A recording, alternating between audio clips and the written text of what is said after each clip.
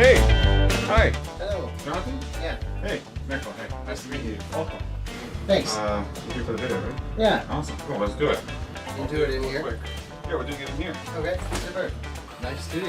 Thank you. So you have no idea what to expect. No idea.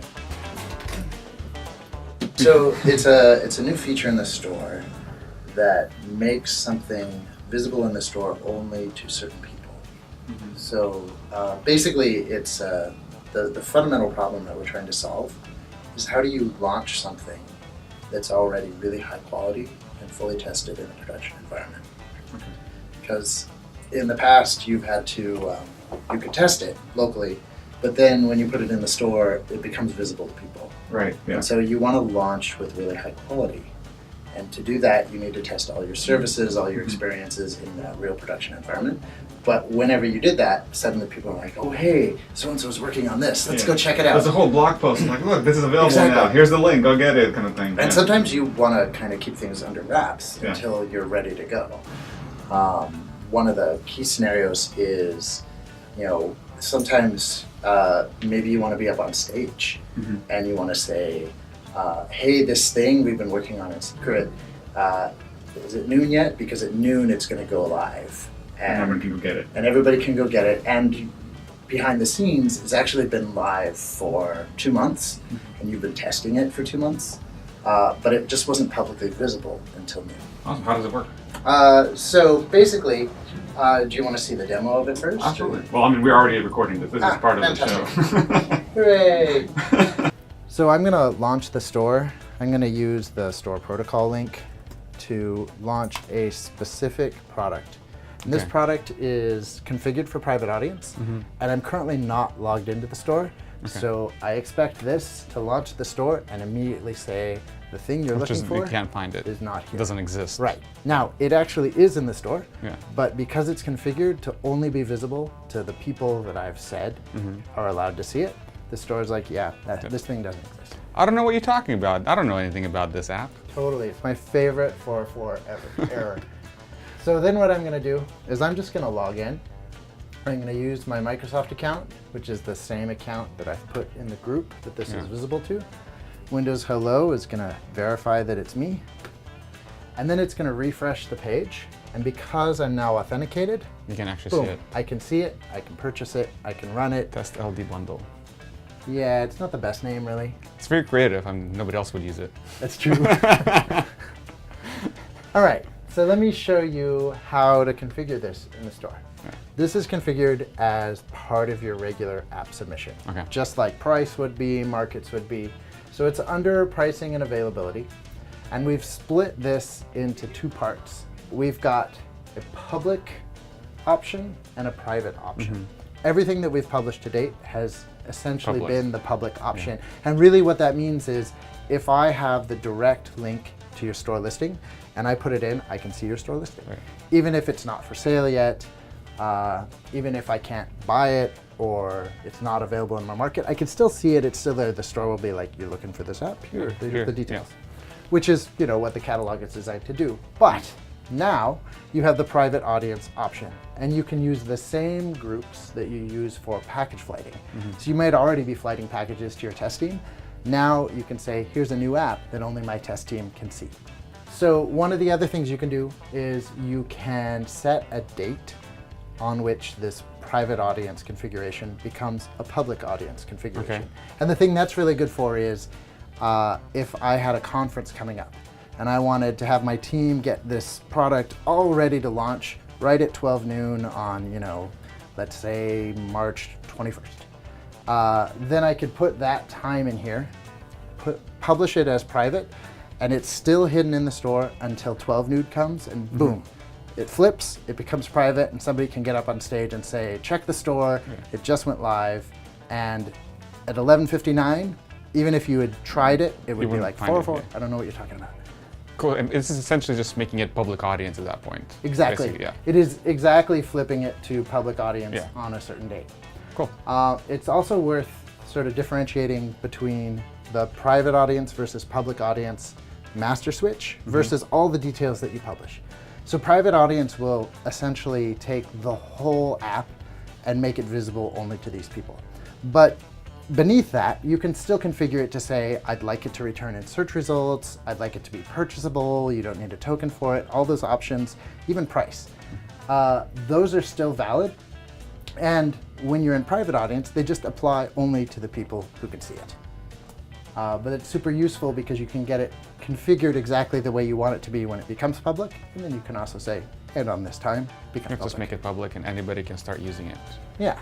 And if you want to change that, if you change your mind later on, do you have to submit a new submission at that point? Yeah, it's all controlled as part of the metadata that goes in the submission. Okay. So you would update it just as you normally would. But what if I want to add multiple people later on? I've submitted already, it's already out there, and I want to change who gets access to it. So what you can do, let me scroll back up. So let's say I wanted to, in addition to my test team, I wanted my colleagues or my enthusiasts to see it. So what I would do is come back, create a new submission, and just check colleagues and enthusiasts as a group. Or let's say I hire a new tester. I don't have to submit anything. I can actually go to customer groups, go to my testers group, open that up, and just add the MSA for my new tester here. And a minute later. At any time, you can just do this, Like, because you can manage the group membership out of band. It doesn't need a publishing event. You can just add or remove people based on the makeup of your testing. So if somebody gets fired and you want to get rid of them from their, you can't have access to this anymore, removed. Technically true. Yes, but we try to stay positive. Okay. Somebody gets hired, Yes. There you go, we get them access. Totally. We talk about this being private. That's different from it being secret. And the difference is there's humans involved. So if you make it available to 1,000 humans, it is entirely possible that one of them will pull out their phone, take a picture of it, and boom, you're on Instagram. You can't stop that. It's just a thing that people do. And so when we give advice for not accidentally disclosing a product, we'll often cover things like check the services that your product connects to. For example, if it's a game and uses Xbox Live has these great features about presence and connecting with your friends, and it will tell your friends what you're playing. But there's an embargo feature that you can check and say, hey, I want to keep this embargoed right now so that it won't automatically alert other people that you're playing this That you're playing some cool game and that, nobody else has access. Nicholas playing this game, check it out. I was like, this doesn't exist, what are you playing? Like, I can't talk about it. Another avenue where people might accidentally say, hey, I found a bug here is the Feedback Hub. We're actually working with the Feedback Hub right now to have them check the catalog and say, hey, is this a private thing? Should we keep this feedback private?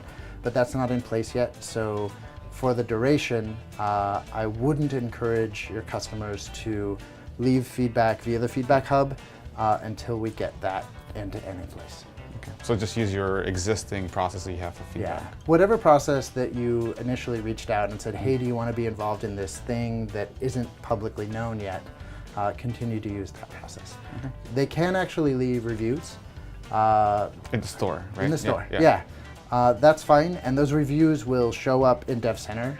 You can go to Dev Center and read all the reviews, but because your product is private, the review system actually does check the catalog and say, is this a private thing? If so, I'll just keep it under wraps and show only the developer. So once they switch to public, those reviews that were left while it was private don't show up anymore? Correct. They're still, the reviews get stamped when they get written, and so they'll get stamped as private, and then new reviews, once it becomes public, will be visible. This is really one of 3 tools that you can use to get validation that your experience is a good quality before launching. Right, so you start, you have a new app, you're going to launch in a couple months, you put it in the production store and you make it private audience. So only the people on your test team, maybe your coworkers can see it.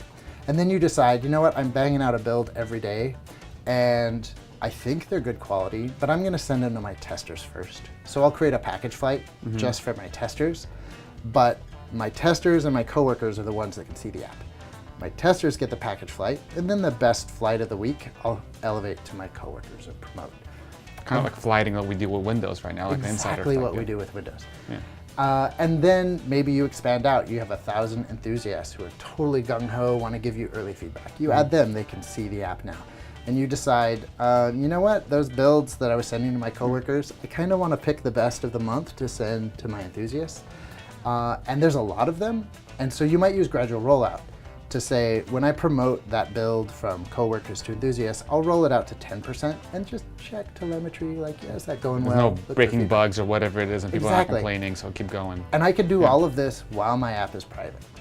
Because really, it is the same app. People who buy the app when it's private audience, they have an entitlement to the app. Now, you flip the switch, it becomes public, and more people can acquire it, but it's not changing any part of the app itself. We actually had long discussions like, do we want to call this beta? But when we say the word beta, like, different people assume different parameters. Like, sometimes a beta app is an app that's side by side, where you have the beta and the real version, real in quotes, I guess, and they both run at the same time. This isn't a separate app. This is the app that you're going to launch using the services that it's going to use in prod. So you're testing exactly how it is that other actual people will use this app. Exactly. Yeah. Cool. Well, thank you so much for coming all the way here to do this. Yeah, my pleasure. And I hope people get a lot of value out of this feature. What's the best way for developers to give feedback on this? So we have a feedback control right in Dev Center. You can leave feedback on a particular page. Also, when we publish the documentation for this, it'll be part of the regular how to make your configure your app for being for sale in the store documentation. There's a forum comment system directly on our topics, so we welcome feedback via that route as well. Perfect. And who's reading that feedback? I am. So we'll tell you by name, hey, fix this. This is like, not hey, working. Jonathan, I really wish for X, Y, Z. Yeah. I bet a lot of AAA studios actually use this, because that's for gaming. This is huge. Yes, for games. that was one of the big drivers. Is, you know, games. I've got $20 million in. I need to keep it secret, and I need to test in production. Like, it's just not enough to test in a sandbox these days. You have to test your production services.